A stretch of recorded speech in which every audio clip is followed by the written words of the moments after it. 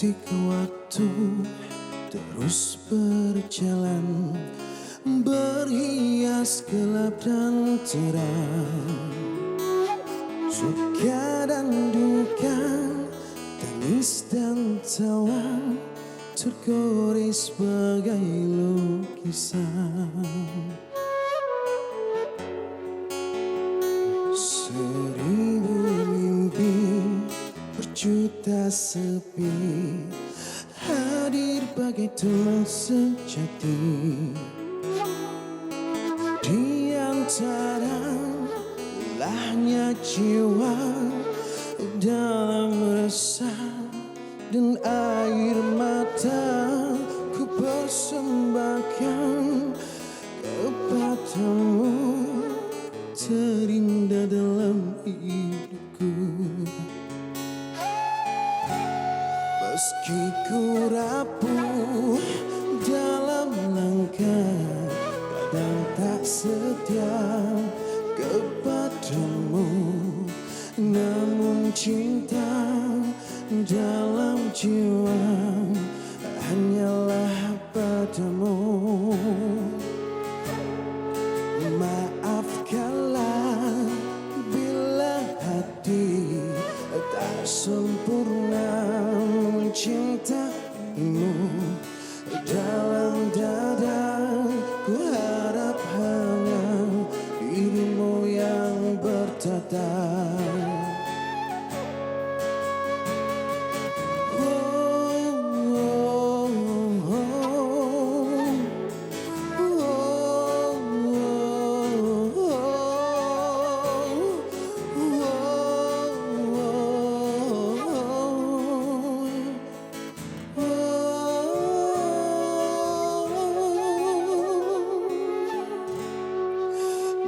Maafkanlah bila hati tak sempurna mencintaimu.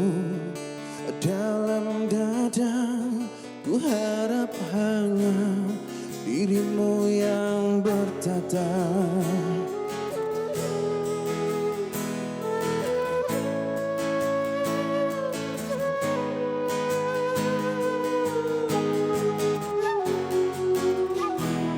Meski ku rapuh dalam langkah, kadang tak setia kepadamu, namun cinta dalam jiwa hanyalah padamu. Maafkanlah bila hati tak sempurna mencintaimu. Dalam dada ku harap hanya dirimu yang bertata. Meski ku rapuh dalam langkah, kadang tak setia kepadamu, namun cinta dalam jiwa hanyalah padamu. Detik waktu terus berlalu, semua berakhir padamu.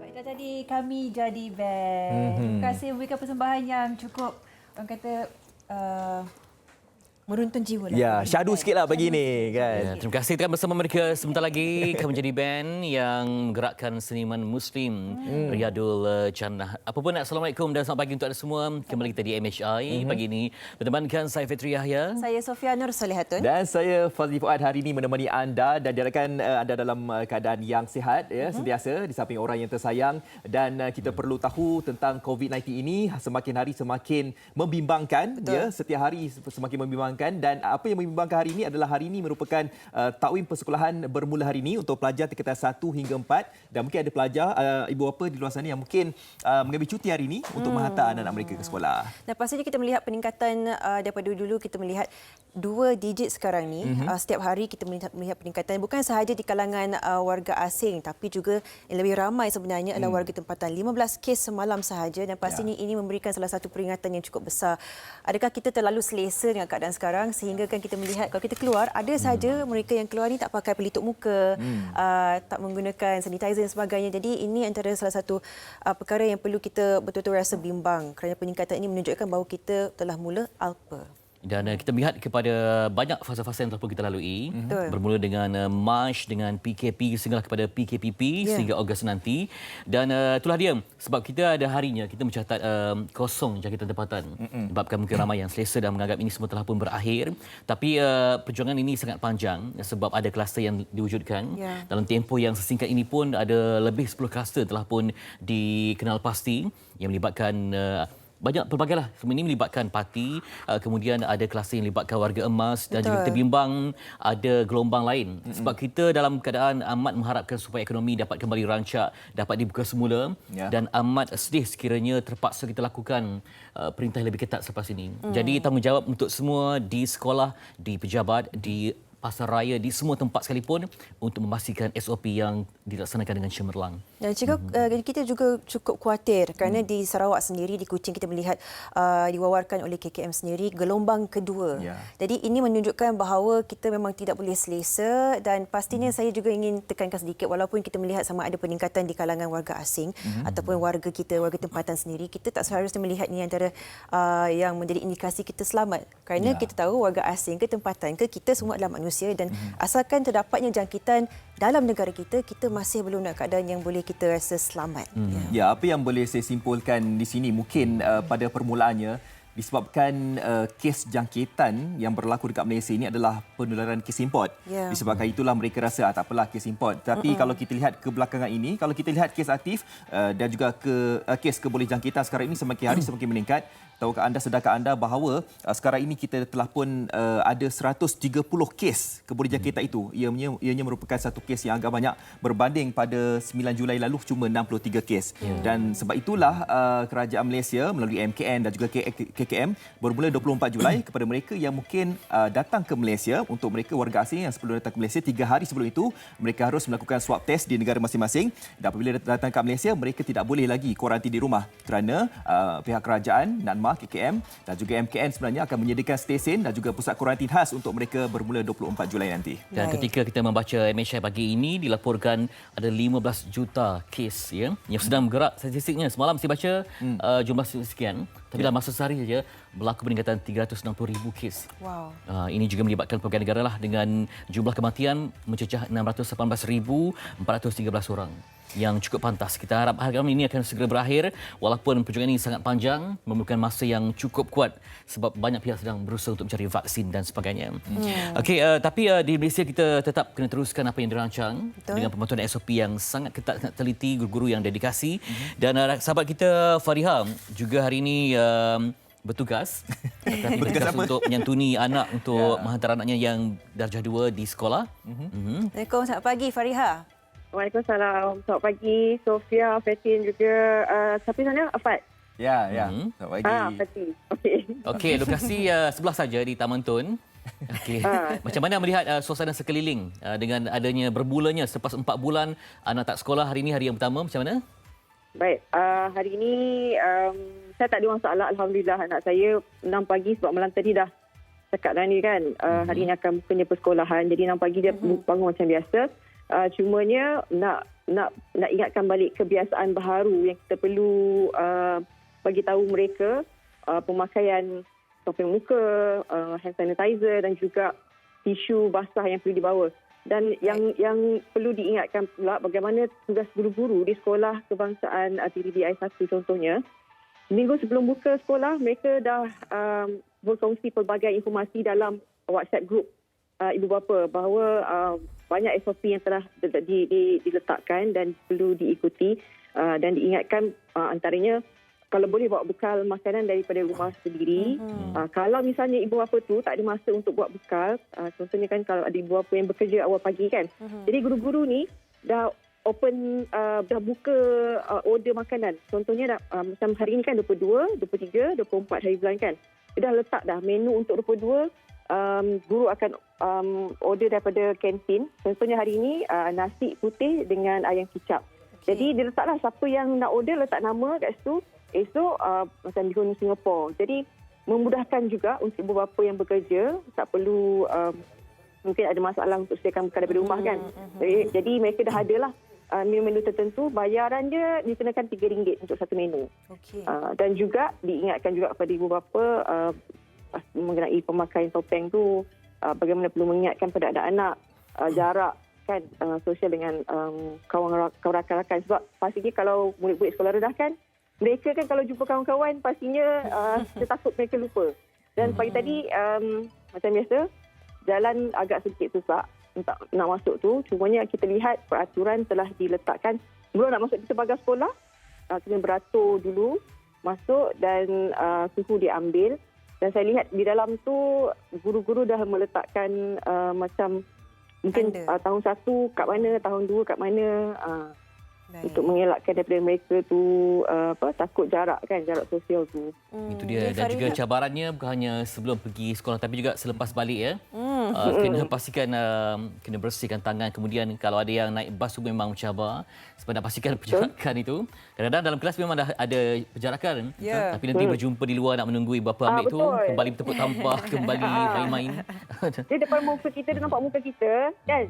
Dia jaga jarak. Takut nanti bila dia di dalam tu kita kita timbang.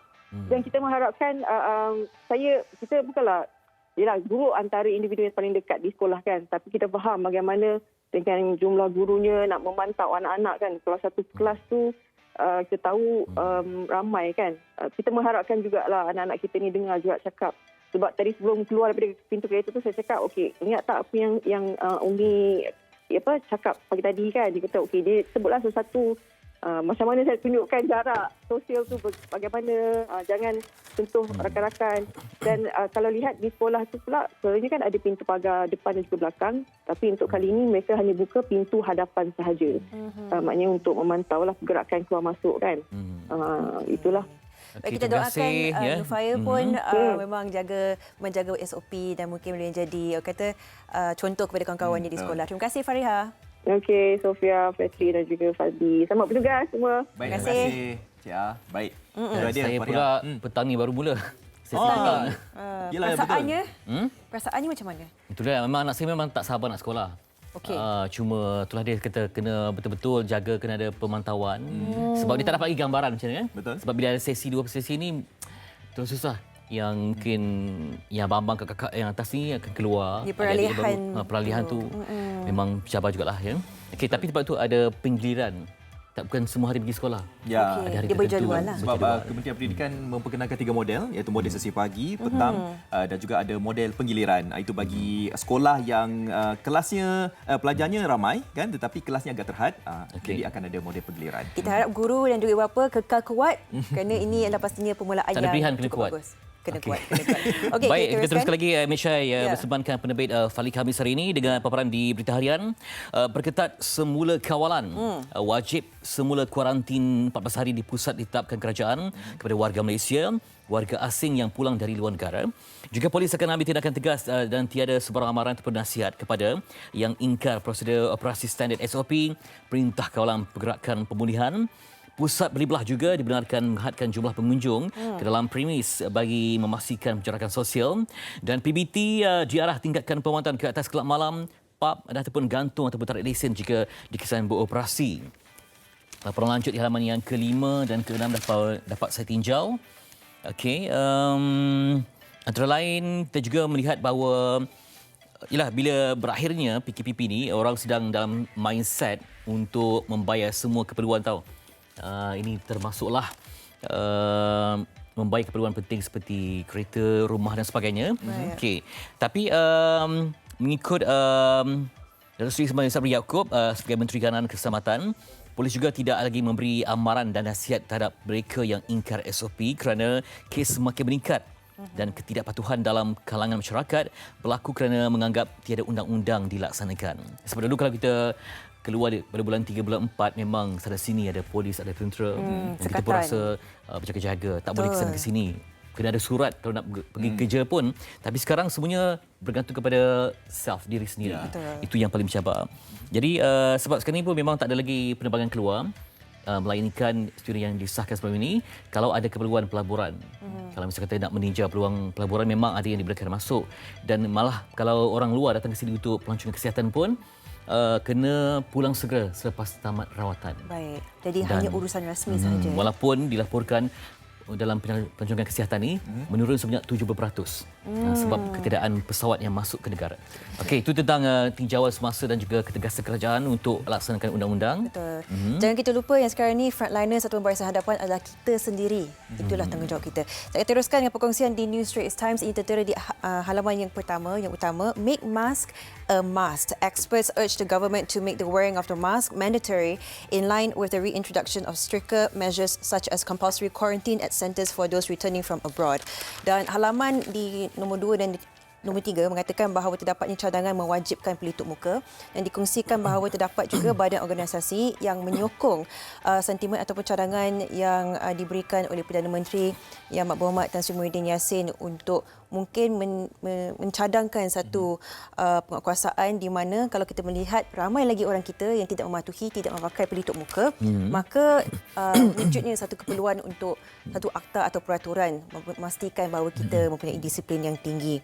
Dan pastinya ia dikatakan di halaman kedua ini pembuangan mask, pembuangan pelitup muka juga adalah penting kerana ini juga boleh menjadi salah satu cara virus ini tersebar. Jadi gunakan hand sanitizer selepas anda membuang mask itu dan pastikan anda membuang dengan cara yang tertib. Halaman 2, 3 News Straits Times. Mungkin selepas ini kalau anda tidak memakai pelitup separuh muka, mungkin anda akan didenda RM1,000 ataupun dipenjara.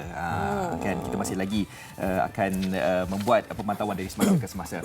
Baik, daripada perkembangan yang menarik di akhbar Bitarian NST, sekarang ini saya nak kongsikan ini satu bingkisan yang pertama akan saya kongsikan kepada kalian di sana berkaitan dengan kuih bakar. Kuih bakar ni kita tahu bahawa biasanya kalau sekarang ni moden ni menggunakan dapur gas kan, tapi ini secara tradisional. Jadi sebab apa moden? Moden. Saya ingatkan modern. Pak kalau Jawa panggil modern kan? Ya. Okey. Ikut tempatlah. Moden. Okey. Ini daripada Dayah menjadikan kepada kita tentang penjualan kuih bakar di Kampung Semin, Negeri Sembilan. Cara penggunaan macam saya cakap tadi menggunakan dapur tradisional. Betul Dan tadi. Negeri Sembilan. Ya, Nogoi. Okey, jom kita saksikan.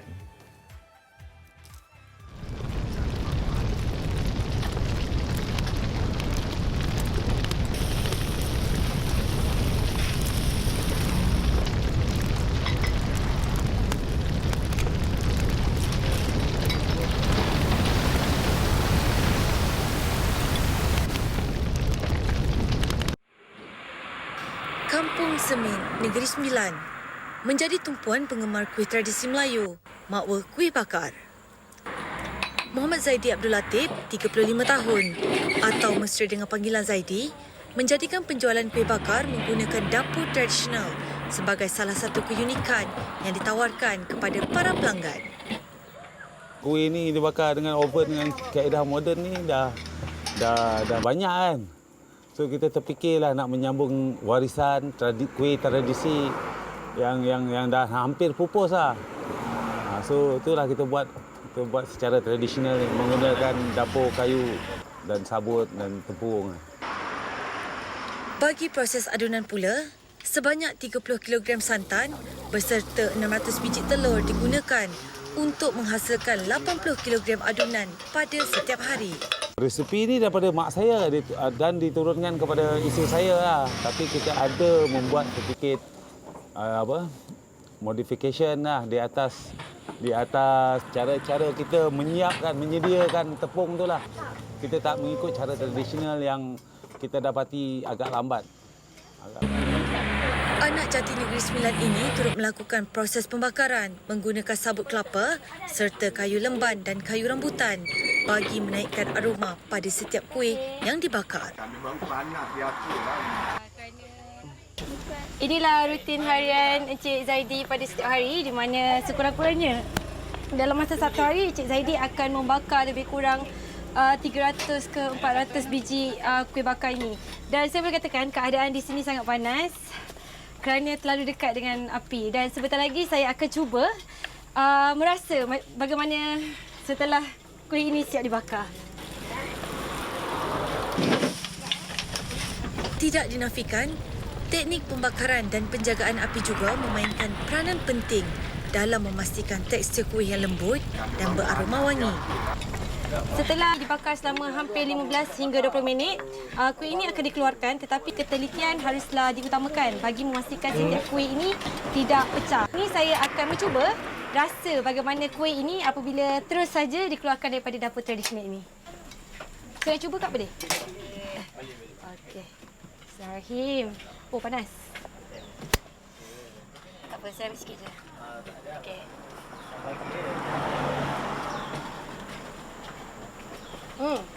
Saya boleh katakan, kuih ni sangat sedap, tak manis sangat. Dan yang menariknya, dalam dia lembut, di luar ni agak rangup. Dan saya yakin kuih ini pasti akan menjadi kuih pilihan saya selepas ni. Jom makan. Dengan harga RM6 sebiji, perniagaan kuih tradisi ini dijalankan setiap hari dari jam 10 pagi hingga 6 petang. Saya memang selalulah balik sini singgah beli kuih ni di sini sebab ikut selera, sebab dia tak berapa manis. Memang lama boleh makan dalam tempoh seminggu tu boleh lagi lah. Terutama kalau kita masukkan dalam peti ais. Kalau nak makan cuma keluarkan panas lah. Saya suka masuk microwave sajalah. Cabaran dia panas je lah. Alah bisa Tegal biasa. So kita teruskanlah walaupun apa cabaran ni kita hadapi lah. Sememangnya, kuih tradisional ini bukan sahaja mempunyai penggemar yang tersendiri, malah keaslian dan keunikan yang dibawa dalam penghasilannya mampu menarik minat masyarakat setempat. Kembali semula di MHI, bunga kembang dalam helaian bagai intan kelopak permata. Telah lama dalam impian, seruling berdendang di depan mata. Kita bawakan seniman jalanan yang mengangkat martabat budaya ke peringkat yang lebih tinggi. Okey, itu dia kumpulan Kami Jadi Band. Yang tadi bermula dengan seruling sebagai lambang mukadimahnya. Dan mereka ni sebenarnya unik kerana seniman Muslim tetapi bertugas penuh masa di Mahat Tahfiz. Kita benarkan Abdul Rauf Yusof sebagai vokalis. Yang kedua kita ada Muhammad Nurul Ahmad Kuris sebagai gitaris dan Muhammad Fauzi Husni yang tidak sebagai pemain seruling. Macam mana terbentuk Kami Jadi Band? Kami Jadi Band ni ditubuhkan pada tahun 2016. Mulanya saya ni bekerja. Saya pergi karaoke open masa tu. Okey. Start daripada situ saya karaoke nyanyi. Ada seorang sahabat drama lama. Dia jemput saya untuk join mereka. Lepas tu start daripada situ kita orang bergabung tenaga. Kita buat persembahan, kita basking dekat satu band dekat Taman Dagang, food court Taman Dagang. Start daripada situ mulanya kami. Bukan sahabat dari kecil lah. Okey, apa muzik yang diperjuangkan? Kemain semua jenis muzik? Kalau basking ni kita kena pelbagai lah, macam-macam muzik lah. Jadi kalau macam untuk pengetahuan kita ada single kita ada single, boleh check kat YouTube Kami Jadi Band. Muzik kita orang genre tu dia lebih kurang bukan lebih kurang, dia pop rock tapi disebabkan ada seruling dia ada penambahan etnik. Pop rock etnik. Muzik. Bila bermain di jalanan, apa persepsi orang biasanya? Apakah kita dianggap mungkin pemuzik kelas kedua ke ataupun apa pendirian anda sebenarnya ketika bermain muzik? Ketika main muzik kita rasa biasa je lah. Kita rasa macam tak ada beza lah. Kita tepikan persepsi orang lah. Tepikan. Sebabnya orang cakap main muzik kita tunjuk bakat kita kira produk macam artis yang lain pun produk juga. Jadi samalah kita lebih kurang, menjadikan jalanan itu sebagai platform. Tapi muzik jalanan saya perhatikan majoritinya boleh main semua jenis muzik. Dan juga macam kalian tak gunakan nota muzik semuanya dari hati. Semua dari hati. Semua dari hati. Jadi apa yang membentuk kekuatan hati itu untuk bermain dengan senang dan cepat Orang minta lagu yang macam-macam. Kadang-kadang yang kita terima bayaran mungkin dalam RM1-2. Tapi permintaan mereka bernilai RM1,000. Betul. Lagu-lagu yang susah. Jadi macam mana tu? Dia orang kata apa pengalaman lah. Dia mula-mula memang akan macam susahnya lagu ni kan, tiba-tiba nak kena cari. Tapi dalam keadaan terpaksa tu, dia memaksa diri dan juga ada bakat lah. Ada bakat yang diberikan oleh Allah SWT.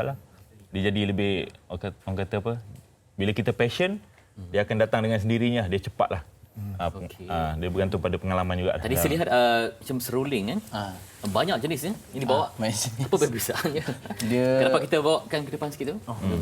Saya lihat ada, ingatkan 1 2 tapi kenapa, apa perbezaan setiap satunya? Okey, macam suling buluh ni dia terhad. Dia punya ni 1 key boleh main 2 key. Macam tu. Okay. Macam yang ni Elo. Dia macam lagu F sharp minor. Yes, betul. F sharp minor dengan A major. Dengan A major. Yang mana yang kesayangan? Yang kesayangan. Yang paling syahdu lah kalau yang mana kalau kita main tu bunyi dia paling sedap. Ikut awak lah. A low atau dengan G low lah. Okay, cuba yang besar tu. Okey. Tak tengok nota? Tak. Yang ni pun buatan tangan sendiri. Buatan sendiri? Buat sendiri. Dahsyat. Okey.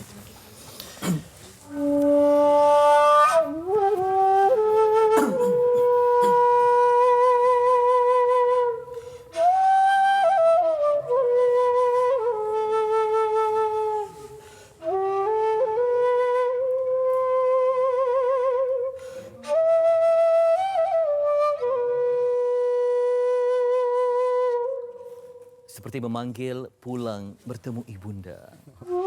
Demikian cinta bertemankan seruling kasih. Dahsyat bunyi ni. Bergema kat sini. Okay. Apa kepuasannya bermain muzik, bertemu orang di jalanan? Ya, kepuasan dia bila kita dapat main muzik memang minat kan. Jadi bila minat tu kita tengok orang happy pun kita akan rasa happy. Kita tengok orang lain happy. Jadi semangat nak main muzik tu bertambah lah. Biasanya kalau orang datang, bestnya korang. Jadi dia jadi semangat lah. Kita lagi semangat nak mempersembahkan kat orang lain. Okey, maksud sebalik Kami Jadi tu? Kami Jadi ni, kita orang ni memang nak jadi band. Kita memang satu band nak jadi band. Dah jadi, alhamdulillah sekarang dah jadi. Maksudnya jadi tu satu rezeki juga lah. Dan difahamkan kalian bekerja sebelum masa di Mat Tafiz sebagai pemuzik. Pemuzik. Kami hasil daripada gabungan, sebenarnya kami hasil daripada gabungan Mahat Tafiz dan juga Kami Jadi Band. Jadi kita orang bergabung tenaga untuk bangunkan Tafiz ni. Selepas itu tertubuhnya lah selepas kita orang dah bergabung, lepas tu dah Tafiz pun dah naik, kita pula cakap tubuhkan satu nama baru, Seniman Muslim, iaitu ada pemuzik yang lain yang bersama dengan kita orang. Jadi ada tiga pemuzik tim yang lain, macam Farouk daripada kumpulan XL, macam Boys daripada kumpulan Spoon, dan Top Boy daripada Gravity, dan juga tim-tim yang lain juga adalah Kaudu artis ada yang artis juga. Jadi matlamatnya untuk membantu madrasah untuk kita taja pada Tafiz, melebarkan ruang untuk mencari dana tu. Kerja yang mulia. InsyaAllah. Sebab anda sebagai barisan hadapan sebenarnya, sebab kita amat sedih sekiranya berlaku situasi di mana Pejabat Tafiz sendiri yang terpaksa ke komplek beli belah sebagainya, pegang tabung kan, ia merosakkan persepsi pada Tafiz. Betul. Tapi bila digajikan dengan sempurna, anda yang berjuang mencari dana dengan kreativiti masing-masing. Okey, sepanjang terlibat dengan kumpulan Jadi Band ni, apa lagu yang paling banyak diminta oleh penonton-penonton ataupun orang-orang di jalanan? Ataupun lagu wajib lah setiap kali buat persembahan? Lagu wajib belum ada lagi lah. Cuma kita lebih suka, apa orang kata, macam ramai yang request lagu-lagu evergreen. Macam Fly Beats. Apa orang kata, golongan-golongan yang veteran ni dia suka lah. Jadi kebanyakannya macam tu lagu-lagu. Ada tak cakap muka awak macam Awi? Masuk abang dah yang ke 30,000. 30,000. Jadi lepas ni kalau ada lakonan semula Awi muda-muda ke? Walaupun Datuk Awi memang muda tapi awak lah selalu sesuai. Memang ada lah. Awi seruling. Dahsyat. Semoga terus dapat berbakti dengan rentak masing-masing. Dengan cara masing-masing untuk kita martabatkan muzik yang ada di jiwa dan juga dapat membantu tugas kalian mencari dana untuk madrasah, insyaAllah. Riyadul Jannah. Terima kasih kepada Rauf, kepada Fauzi ataupun Awi dan Muhammad Nurullah. Terima kasih banyak kerana berkongsi citra dan kebaikan. Okey, lepas ini nanti kita akan bersama lagi dengan segmen yang pelbagai, termasuk kita ada spa kasut yang mana spa kasut ini semua tempatan baru dan juga cara untuk meraih rezeki yang lebih lumayan. Dan banyak lagi akan kita muncul selepas ini di MHI. Kita berehat seketika, kembali selepas ini.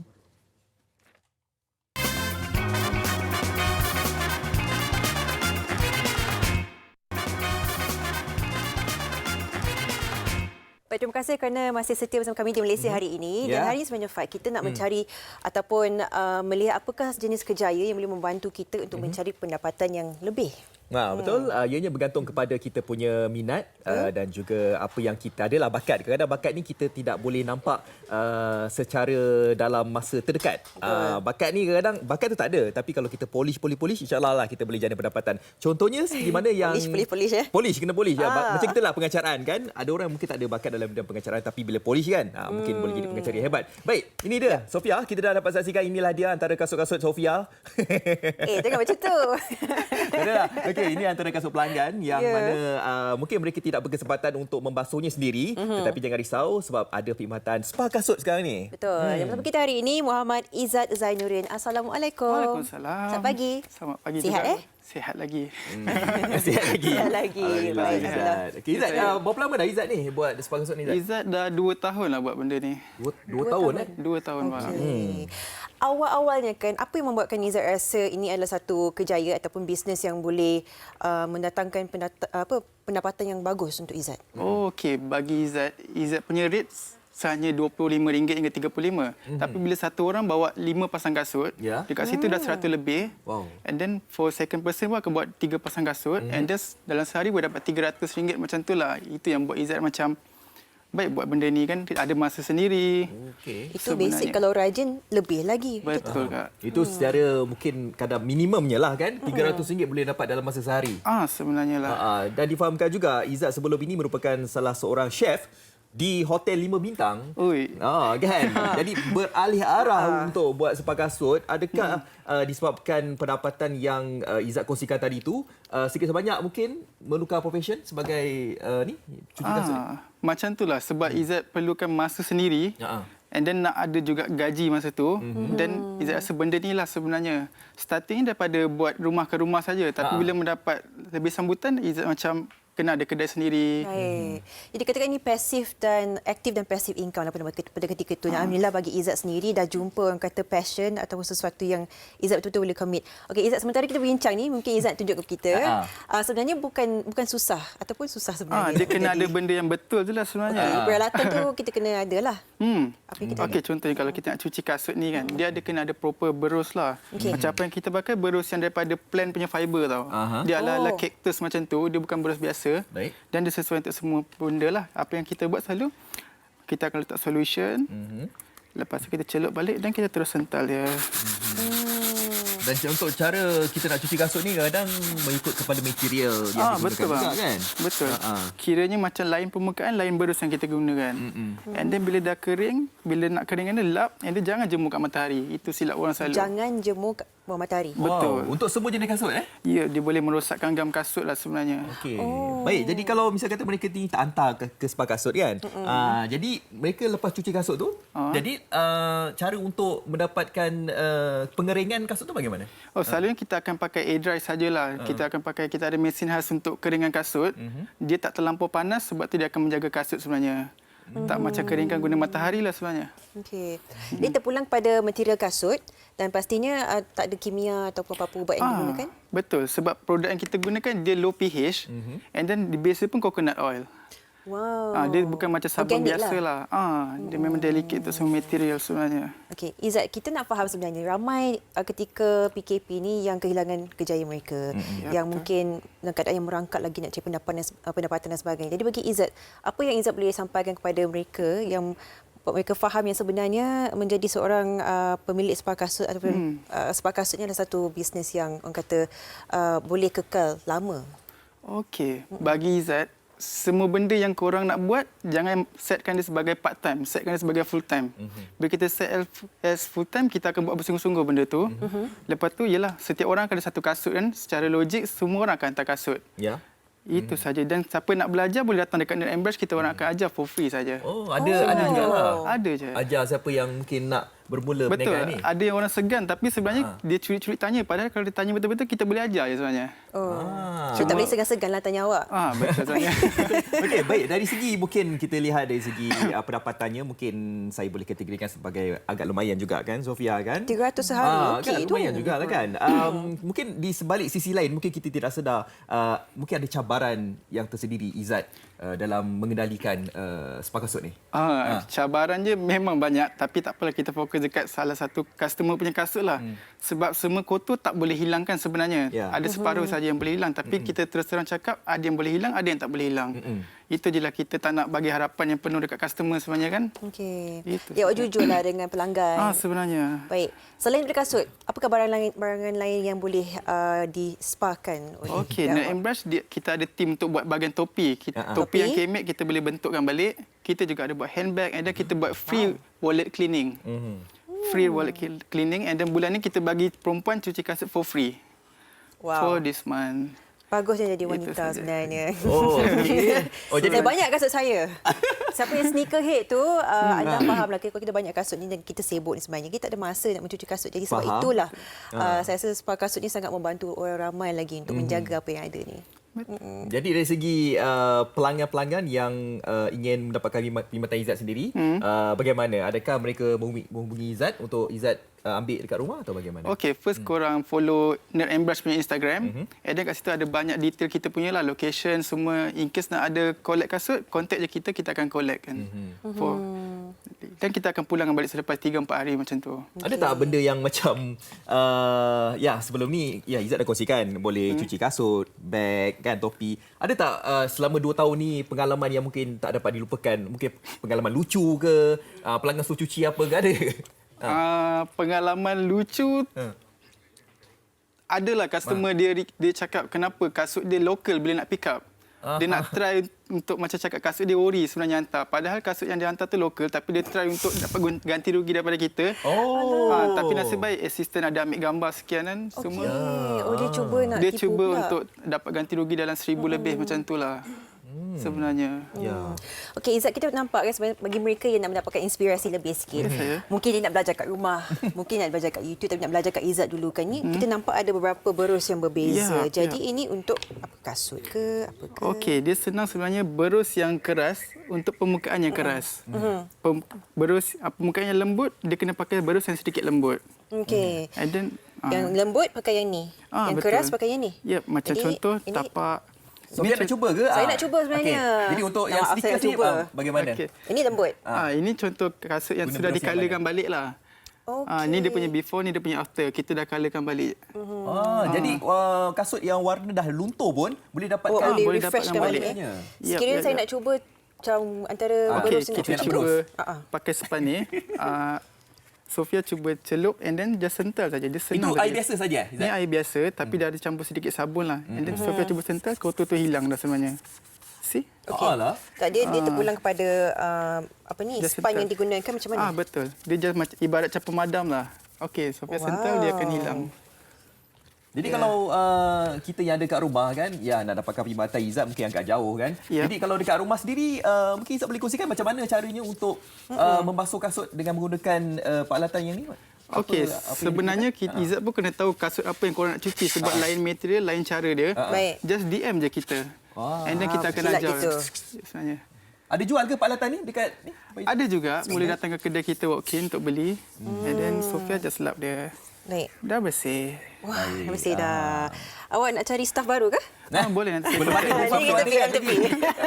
Okey, Izzat, berapa lama masih diperlukan kalau nak hantar kasut, lepas tu nak ambil balik? Okey, paling cepat around 3 atau 4 hari lah. Tapi kalau macam emergency separuh customer dia bagi alasan nak balik kampung, dia kata nak pakai urgent, itu kita boleh tolerate lah. Kita boleh buat secepat yang mungkin without any charges lah sebenarnya.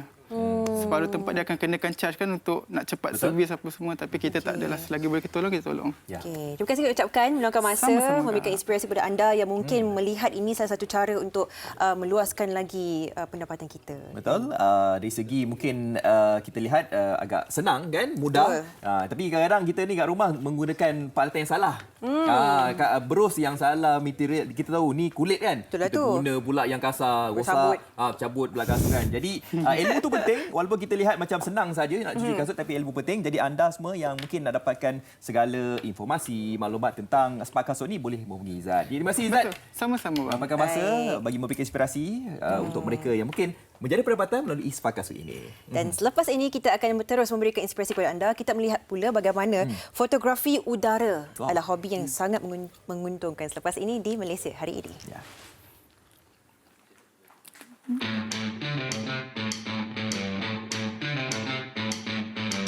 Motosikal RZ 135 pernah menjadi kegilaan, fenomena di Malaysia dan Singapura. Trend sekarang ni untuk motor RZ ni memang harganya tinggi.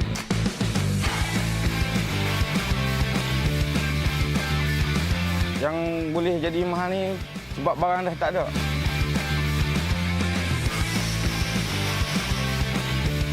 Dia legend lah. Still the boss. RZ still the boss. Pistol ni motif kami, tujuan kami untuk sebiji motor ni kita nak buat macam keluaran baru lah, macam keluar kilang, baru keluar kilang.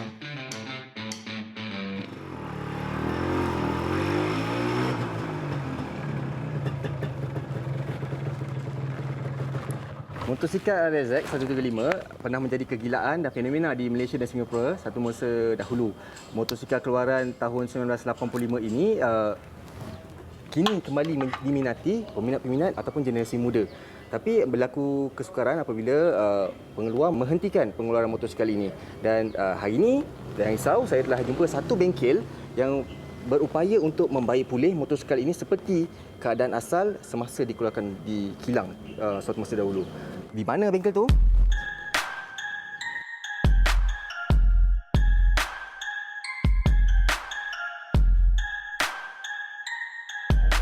Bermula hanya dengan menjual alat ganti motosikal secara kecil-kecilan pada tahun 2013.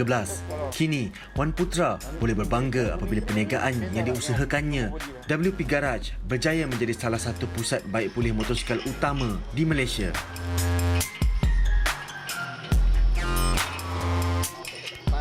Kita menyediakan perkhidmatan membaik pulih motosikal seperti keluar baru dan kita ada buat repair bodywork, engineering.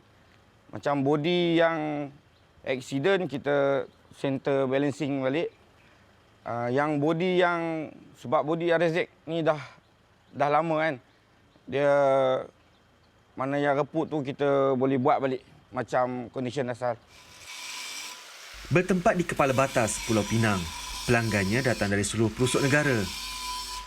Dengan hanya 5 orang pekerja, bengkel ini menawarkan perkhidmatan membaik pulih bagi setiap peringkat, bergantung kepada permintaan dan kemampuan kewangan pelanggan. Jadi ini antara badan-badan motosikal yang dihantar oleh pelanggan untuk abang baik lagi lah. Yang ni daripada Merata satu Malaysia, post by post lah. So dia bagi tahu lah nak center body, balancing body. Ada yang nak tukar bracket, ada yang suruh check, ada yang bergantung harap kat kita hantar body ni dia suruh totally check sendiri. Apa yang tak kena, apa yang reput, semua suruh tukar. Oh, okey. Dengan visi mahu sentiasa ke hadapan, Wan Putra komited menaik taraf fasiliti bengkelnya agar kekal mampu bersaing dengan bengkel-bengkel yang lain.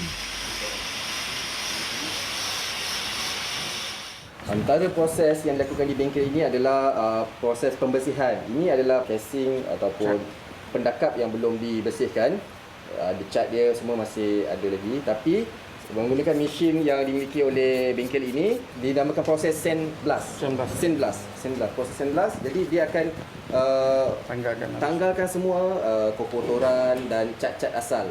Sebelum dicat semula menggunakan cat yang baru dan dibetulkanlah semua apa-apa cacat celah yang ada di sini. Ini hasil 19. Lepas tu basuh. Mana yang ni kita touch up balik semua. Okey. Lepas kita touch up ni, okey. Kita boleh terus repaint balik. Menggunakan slogan biar kedai macam setinggan, yang penting hasil macam banglo. Slogan ini turut dipersetujui oleh pelanggan Wan Putra. Saya rasa berpuas hati lah dengan hasil kerja yang dilakukan, begitu teliti dan mereka betul-betul berpengalaman lah dalam aspek selok-belok motor RZ ni. Untuk motor abang ni kita dah siapkan untuk kos rebuild overhaul enjin abang. So blok abang yang pakai tu lokal kita dah tukar ke ori motor. Tengok enjin bang. Kawan-kawan yang lain-lain yang ada RZ, silalah hantar motor ke One Garage untuk dibaiki dan di-upgrade RZ. Sama-sama kita buat geng RZ. Bengkel ini beroperasi setiap hari kecuali pada hari Jumaat, bermula jam 10 pagi hingga 8 malam.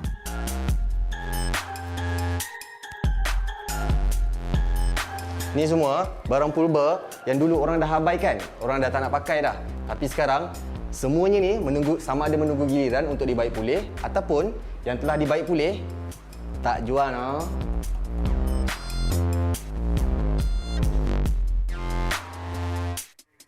Baik, itulah tadi wartawan kami Falik Khamis ke Pulau Pinang untuk melihat sendiri bagaimana sebenarnya tempat yang boleh pastinya memberikan nafas baru bagi RXZ ini untuk kembali seperti sedia kala dan pasti mendapat begitu banyak perhatian orang ramai bagi mereka yang meminati motosikal legenda ini. Ini juga menjadi satu orang kata inspirasi bagi semua kepada anda yang boleh menjadikan minat sebagai satu pekerjaan.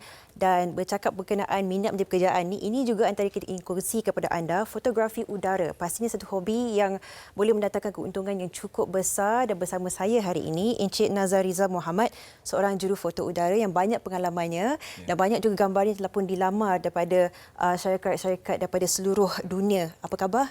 Okey, baik. Sihat ya setakat ni? Sihat. Terima kasihlah terlebih dahulu. Terima kasih kerana menjemput saya ke Malaysia hari ini. Terima kasih juga kerana meluangkan masa. Baik, Encik Nazariza, kita difahamkan kan sebenarnya ramai yang rasa kalau kita bercakap berkenaan kamera drone ni adalah satu teknologi yang cukup canggih, mahal pula tu. Nak jadikan hobi pun bukan sesuatu yang orang kata menjadi pilihan nombor satu kerana mungkin harganya yang agak mahal. Jadi kalau Encik Nazariza nak kongsikan detik-detik permulaan dulu sebelum menjadi seorang yang profesional sekarang ni, bagaimana permulaannya? Okey. Bermula daripada saya ada tengok satu gambar dekat Instagram daripada jurufoto daripada Rusia dan Dubai. Okay. Saya tengok dekat situ ada foto-foto bangunan-bangunan ikonik dan sembina-sembina dia cukup menarik. Dan gambar-gambar landscape, gambar-gambar gurun apa semua. Dari situ saya terdetik lah dan berminat. Saya pergi beli satu lah. Saya beli satu drone.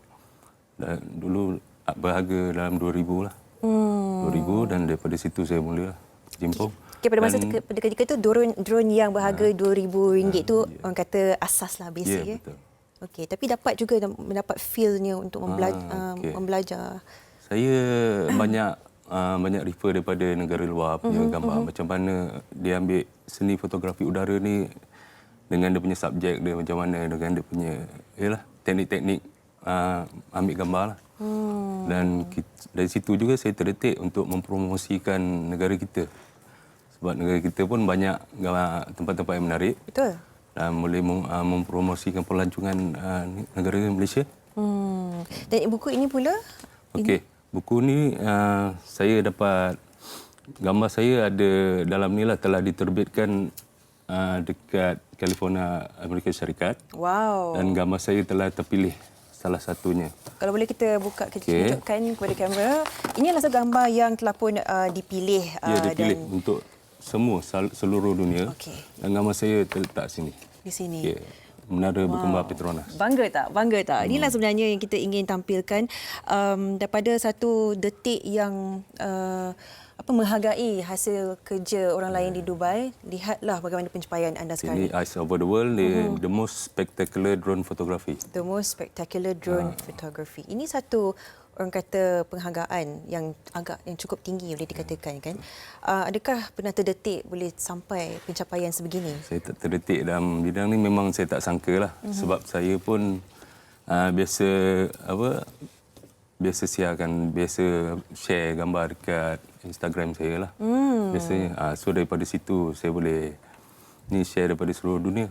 Baik. Perasaan tu macam mana? Daripada mula-mula tu macam memang kita menghayati hasil kerja orang lain. Tapi sekarang ni selepas beberapa tahun dah menceburi, akhirnya orang melihat hasil kerja itu adalah sesuatu yang boleh dibanggakan. Bukan rakyat kita saja tetapi seluruh negara. Ya. Saya perasaan dah sampai macam ni pun saya masih tak ni lah. Belum tak puas lagi lah. Belum puas lagi. Saya masih lagi mencari dan masih ambil gambar lagi setiap hari dan masih belajar lagi teknik-teknik untuk mengambil fotografi udara ni. Dan pastinya orang kata modal untuk memulakan atau pelaburan ni agak tinggi, tetapi boleh dikatakan agak lumayan juga hasilnya kerana kita difahamkan bahawa ini boleh meraih keuntungan yang sangat tinggi. Antara gambar yang telah pun dipilih bukan saja masuk majalah antarabangsa tetapi dipilih di Shutterstock untuk digunakan syarikat-syarikat di seluruh dunia. Boleh kongsikan sedikit berapa banyak pendapatan yang kita bercakap sekarang ni sekiranya kita menjadi betul-betul profesional dalam bidang ni? Okey. Saya banyak gambar-gambar ataupun footage telah dijual di Shutterstock, Getty Image dan ada daripada luar yang DM saya dan email dan minta dia berminat untuk membeli gambar saya. So dalam satu gambar katakan yang banyak permintaan ni gambar Petronas Twin Tower lah. Ini paling tinggi lah. Paling tinggi. Berapa ni? Kalau boleh kongsikan lah. Lebih kurang dalam $200. $200. Bukan RM200, $200. Itu baru satu permintaan saja. Dan ini pastinya sesuatu yang boleh membuka mata orang ya, walaupun pelaburan yang tinggi tetapi sekiranya kerja kita adalah betul-betul berkualiti, betul-betul berpengalaman, ini antara pendapatan yang cukup lumayan boleh kita dapat. Selain daripada kata kebanggaan lah ya, pastinya ada cabaran berkecimpung. Apakah cabaran yang pernah dihadapi ataupun momen-momen yang orang kata hampir kehilanganlah drone tu kan, mungkin boleh kongsikan sedikit. Okay. Cabaran dia biasanya nak bangun pagi lah. Nak bangun pagi? Itu momen yang kita nak ambil gambar tu. Okey, momen dia macam sunrise. Okey, sunrise tu kita nak kena tunggu sunrise yang cantik. Kalau mungkin kita dah tunggu sunrise tu tapi dah diseliputi oleh awan. So tak dapat, kita kena repeat balik besok, keesokan harinya. Dan waktu-waktu hujan, lepas hujan, sunset, waktu-waktu tu yang memerlukan ambil gambar menggunakan drone. Dan cabaran lain mungkin dari segi kewangan. Mungkin dia ni nak upgrade kan. Bila upgrade mungkin memerlukan kewangan yang lebih. Dan saya juga dulu pernah mula-mula belajar dulu. Tengah fly drone tu pernah juga sangkut dekat pokok lah. Sangkut kat pokok lah. Dekat pokok tu. Inilah tak adalah terjunam bawah bukit apa, tak pernah ya? Itu tak pernah. Tapi langgar pokok ada. Langgar pokok dia bila nak hantar repair tu, dia punya kamera tu lebih kurang harga sebiji drone. Kamera kat mana? Kalau boleh tunjukkan sebentar. Kamera ni ada kat depan ni lah. Naikkan tinggi sikit. Okey. Baik. Kamera drone dia. Kalau kita boleh lihat, reka bentuk ni adalah pasti dia sangat unik dan sekiranya kita bukan saja mempunyai pengalaman ataupun kemahiran untuk menggunakan, tapi kita perlu menjaga juga ya kerana agak teknikal bila kita menerbangkan drone ini. Baik, Encik Nazariza, dijadikan satu nasihat bagi mereka nak berkecimpung yang nak menjadikan ini salah satu kerjaya ataupun sesuatu yang boleh menjana pendapatan lebih lagi. Apa yang nak disampaikan sejujurnya? Okey, bagi yang nak berjinak-jinak lah dalam bidang fotografi udara ni dan berminat untuk beli drone ke apa, okey, kita kena dari segi kewangan kena ni lah, kena kuat dan disiplin kena ada. Disiplin kena ada. Bangun pagi dan untuk mendapatkan shot-shot yang menarik itu kena plan dulu. Sebelum kita nak shot tu, kita kena plan sebelum hari tu. Dan macam saya tengok Google Map lah. Sebab gambar daripada udara ni kena tengok daripada atas. So kita kena tengok Google Map. Mana yang menarik, gambar yang menarik. Sebab tu kita bila tengok, fokuskan kamera tu turun ke bawah. Dia takkan ambil menyeluruh. So subjek kena tahu dan teliti sebelum nak ambil gambar tu. Daripada faktor persekitaran pun kita kena tahu juga sekiranya ada gangguan secara teknikal dan sebagainya. Dan saya nasihatkan kepada yang baru tu, tempat-tempat yang dilarang untuk terbang drone, janganlah terbang. Seperti lapangan terbang antarabangsa, lapangan terbang, pejabat-pejabat kerajaan. Itu tak boleh terbang lah. Itu pun jatuh dalam tanggungjawab kita jugalah. Kita kena teliti semua ni. Dan saya suka menarik yang awak sebutkan tadi tu, kita menggunakan Google Maps dulu untuk meninjau dan plan shot kita. Apa pun, terima kasih kita ucapkan kerana meluangkan masa memberikan inspirasi dan juga orang kata insight untuk menjadi seorang juru foto udara yang berjaya. Encik Nazariza Muhammad, terima kasih sekali lagi. Ya, terima kasih. Dan kita akan berehat seketika. Sekembalinya kita akan bersama dengan Fatri Yahya untuk perkongsian yang seterusnya. Segalanya di Malaysia hari ini.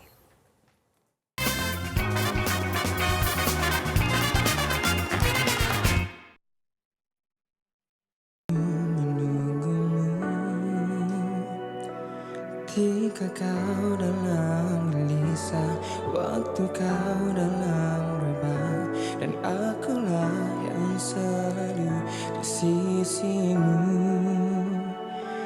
Ku sambungmu walau engkau jatuh.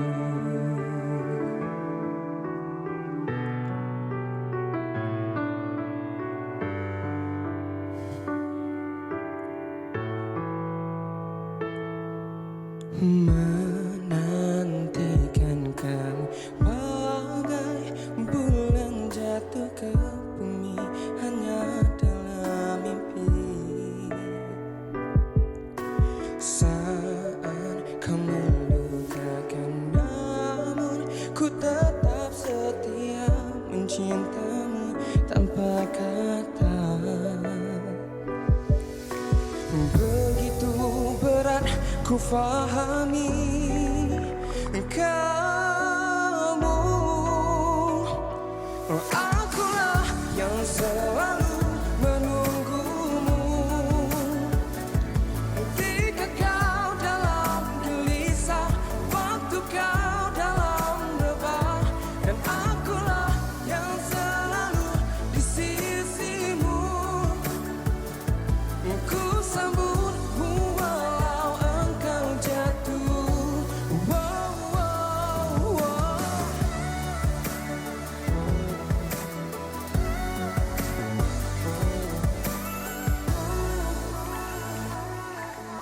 Saat kau melupakan, namun ku tetap setia mencintamu tanpa kata.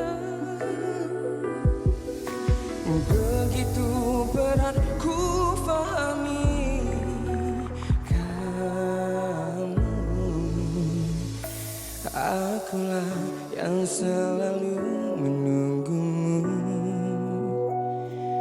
Ketika kau dalam gelisah, waktu kau dalam rebah, dan akulah yang selalu menunggumu. Ketika kau dalam gelisah, waktu kau dalam rebah, dan akulah yang selalu di sisimu. Ku sambutmu walau engkau jatuh. Menunggumu ketika kau dalam gelisah, waktu kau dalam rebah, dan akulah yang selalu di sisimu. Ku sambutmu walau engkau jatuh. Ku sambutmu walau engkau jatuh.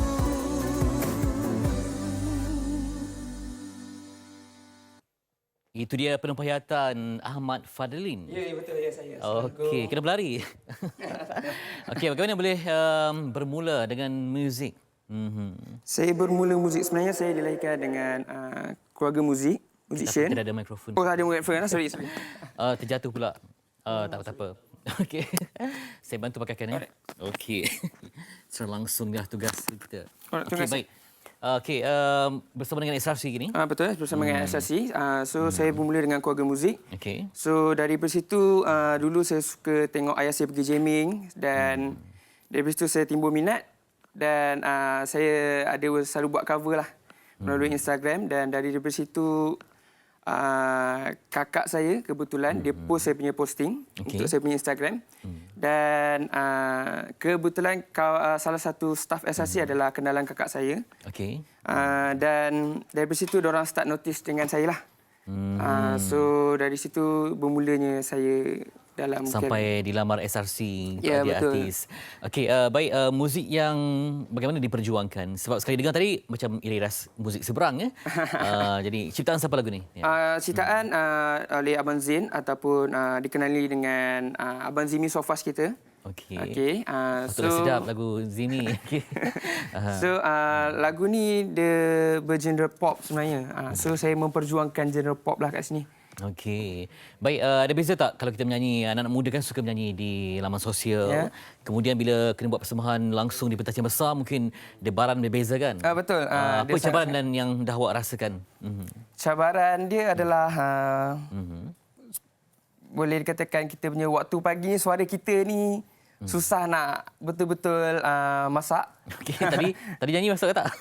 Alhamdulillah sebenarnya saya bangun awal tadi pukul 4.30 tadi saya dah bangun dah. Oh, semangat ya. Okey. Pukul 4.30 bangun sebab bila kita tak cukup rehat dan pagi tu akan efek kita punya persembahan lah.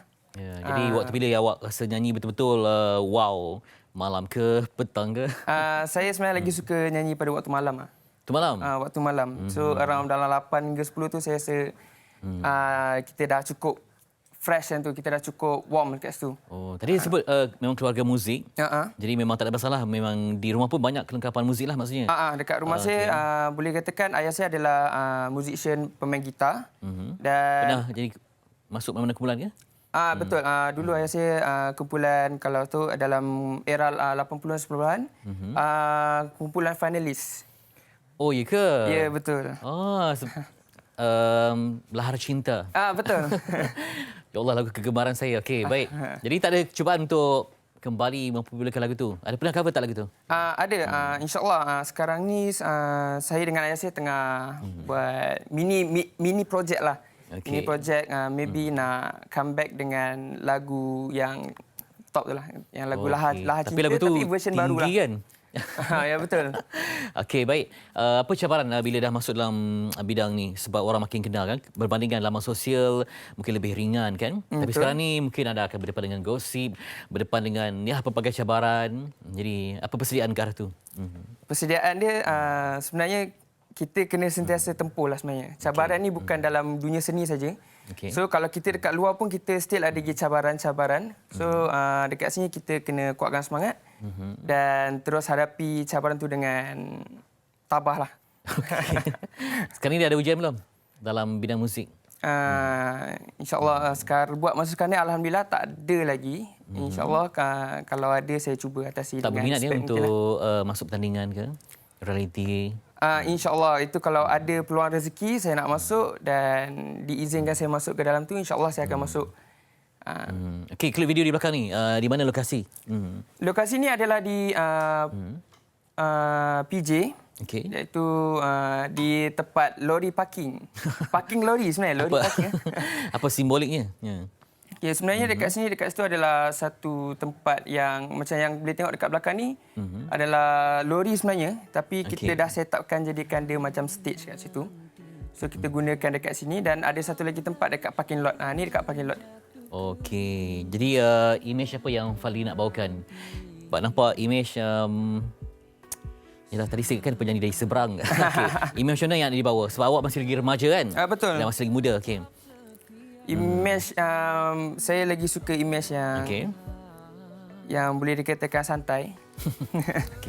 Santai dan tak terlalu beria lah senang cerita. Boleh ke belanja sikit lagu Lahar Cinta? Boleh. Boleh? Oh, terus boleh ya? Okay, kita dengar bersama ni. Lagu ni kalau siapa yang hidup di 90-an tahu lah. Anak muda macam ni. Pada tahun 80-an, 90-an lah. 90-an, okey.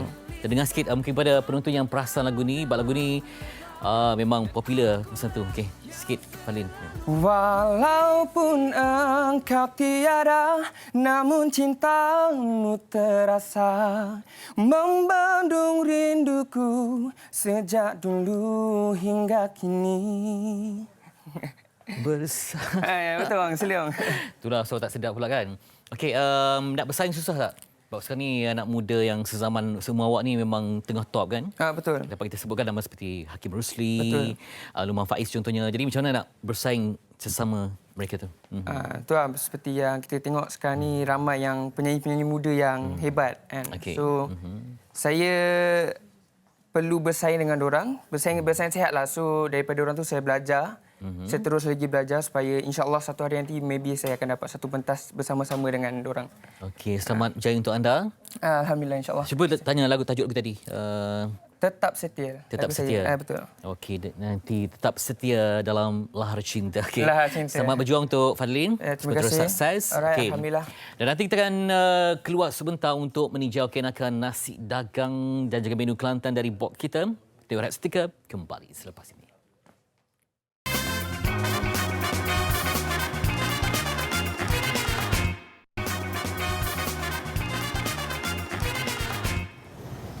Ya, di zaman yang moden ini kita masih hargai warisan pusaka. Ya, betul. Okey, ini moden antara segmen yang digemari bukan sahaja kita, tetapi mungkin penonton pun ternanti-nantikan apakah antara menu yang akan kita kongsikan pada hari ini. Betul. Dan hari ini kita akan mengenali apakah sebenarnya nasi box kita.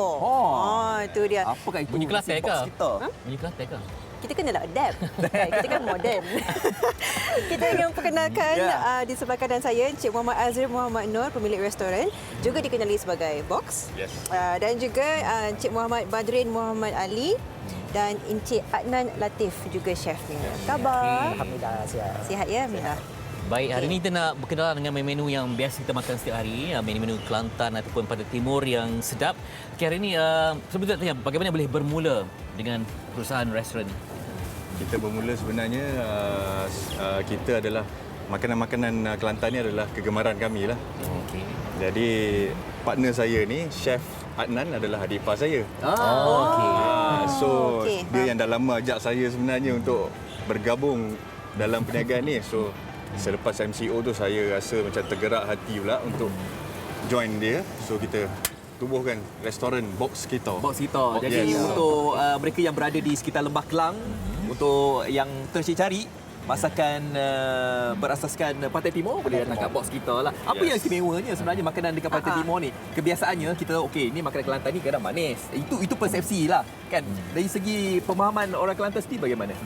Dia sebenarnya macam ni, atas individu lah. Ada yang setengah tu macam masakan Kelantan tu ada yang manis, ada yang, tapi kami di Box ni kita buat semua orang boleh makan. Semua maksudnya bukan orang pantai kan. Balance lah, kita balance kan. Bukan orang Pantai Timur je lah. Bukan orang Pantai Timur saja. Sebab pengalaman saya di Box minggu lepas, ketika yang datang ni pelbagai bangsa. Jarang kita tengok orang Cina, India serbu nasi kerabu ataupun nasi dagang. Jadi mungkin dah disesuaikan dengan cita rasa Malaysia agaknya. Yes, Alhamdulillah semua bangsa datang ke kedai kami. Mungkin dengan suasana di kedai kami itu membuat mereka teringin nak tengok apa yang ada menu di dalam. So apabila mereka cuba masakan kami, so far alhamdulillah Positif feedback yang positif, alhamdulillah. Setakat ni menu yang paling famous lah kat nasi box kita, mana satu? Sebenarnya yang paling famous kan signature dish kita lah. Nasi box kita. Okey, mungkin Sofia tahu tak apa maksud box tu? Tidak. Okey. Abang Moden? Kalau BOX box tu kita tahu lah kotak. Kotak. Tapi yang ni BOKS kan, box kan. Dengarkan penjelasan. Sebenarnya nickname saya sebenarnya. Nama samaran. Ada maksud ke box tu apa? Maksud tu sebenarnya tak ada. Masa kecil-kecil mungkin tak tahulah. Makcik saya ke mak saya Awak ke suka mungkin masuk saya. box ke? BOKS tu sebenarnya tak ada kena mengena langsung dengan apa. Mungkin kecil-kecil dulu debab ke apa masa baby. Depok.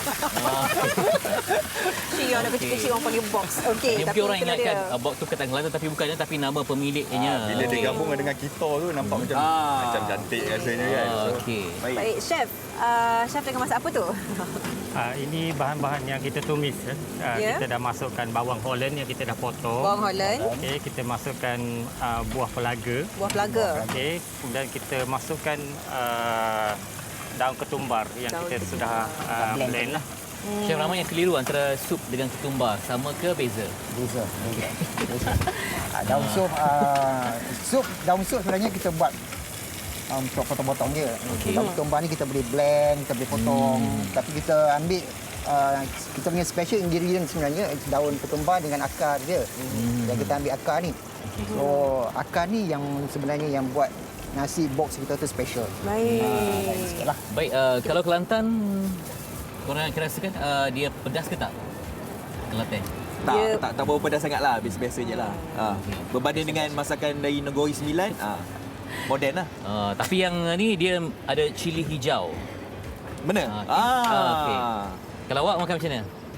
Sambil makan nasi tu dengan ayam tu, cili tu makan makan macam tu. Makan macam tu. Itu tarikan dia lah. Betul. Betul Cara yang betul. Cara yang betul. Boleh jadi orang Kelantan dah, Bok. Okey, nasi kerabu ni kita tahu masakan Pantai Timur kan. Tapi yang membezakan nasi kerabu di box kita ni apa? Okey, yang ni nasi dagang sebenarnya. Nasi dagang. Okey, nasi dagang. Kita punya nasi dagang ni dengan nasi kandang, nasi dagang lain tu sebenarnya sama je. Sama je. Kita yang ini kita ada gulai ikan tongkol. Gulai ikan tongkol dengan apa tu telur lah. Telur dengan acak. Ni antara lauk yang standard ada, lah, biasa yang lah. standard yang ada dekat restoran box lah, box kita. Selain daripada ikan tongkol, kita ada juga gulai ayam. Gulai ayam. Dan nasi dagang sebenarnya boleh juga makan dengan kerutuk. Daging kerutuk.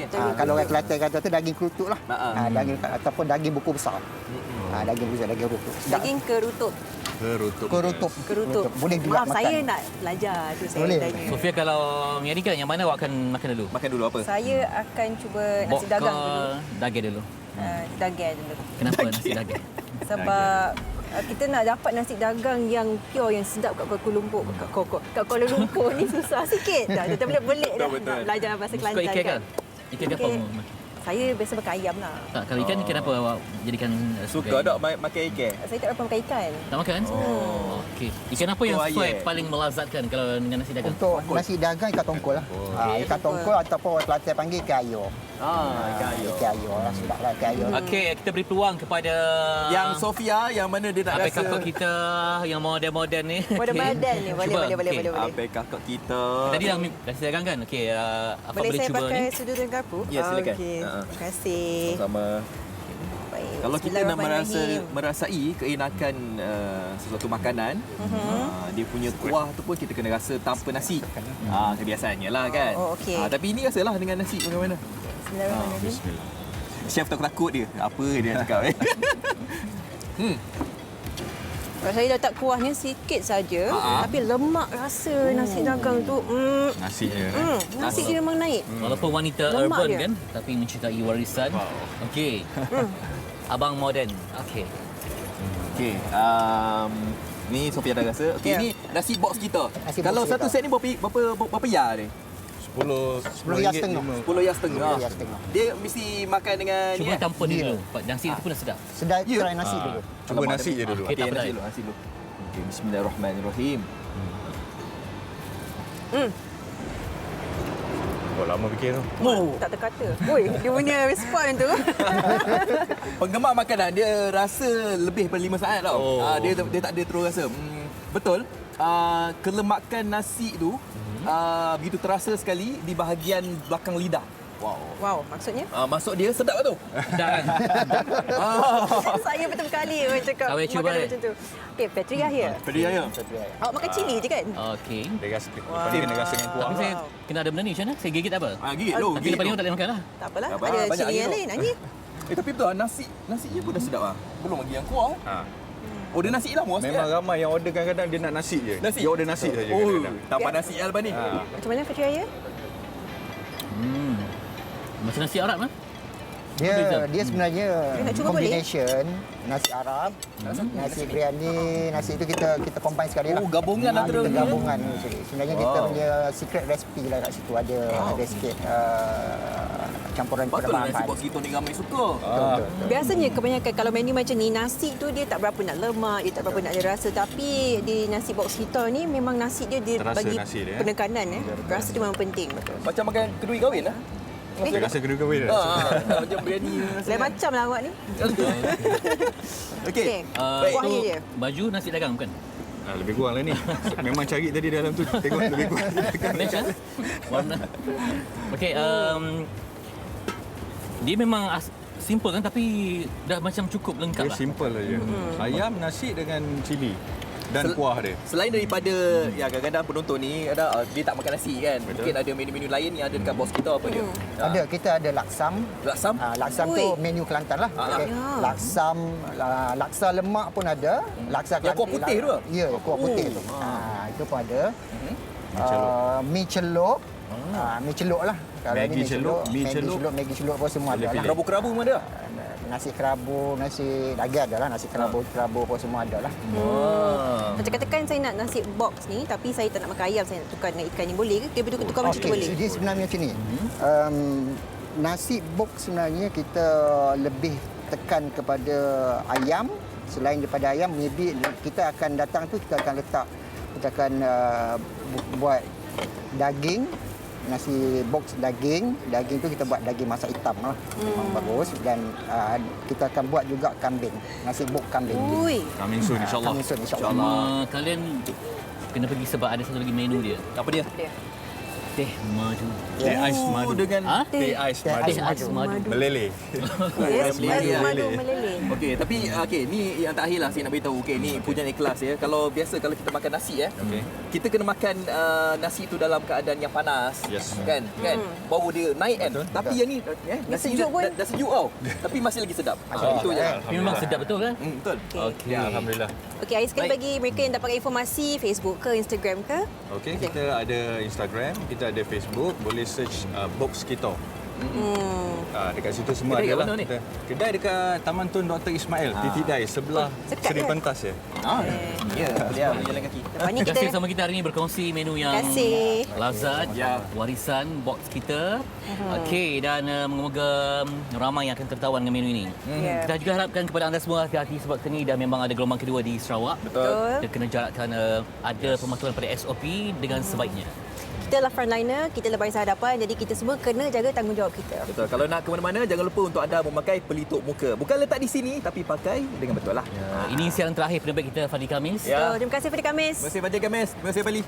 Soalan lagi. Ada lagi, tapi untuk minggu ni lah. Minggu terakhir lah. Ya. Okey, Terima kasih semua. Jumpa lagi. Assalamualaikum. Bye.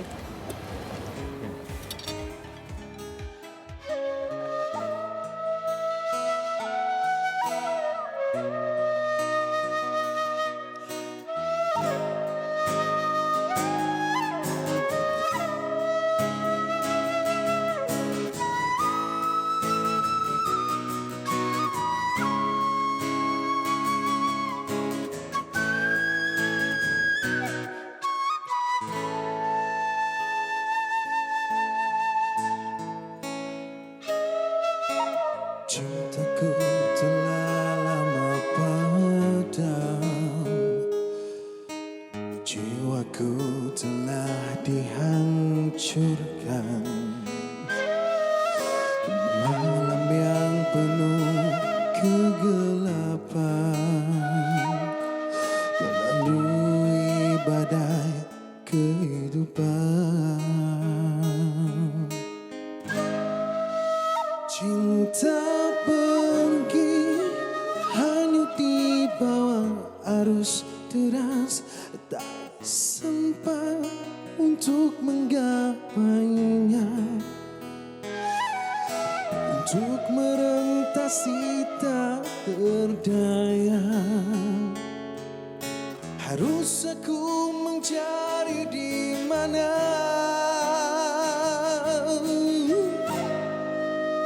Kemana hilang cinta yang berputik dulu?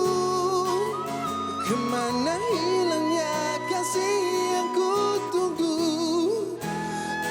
Aku merayu kembali padaku. Ku harap tiada pengamatku.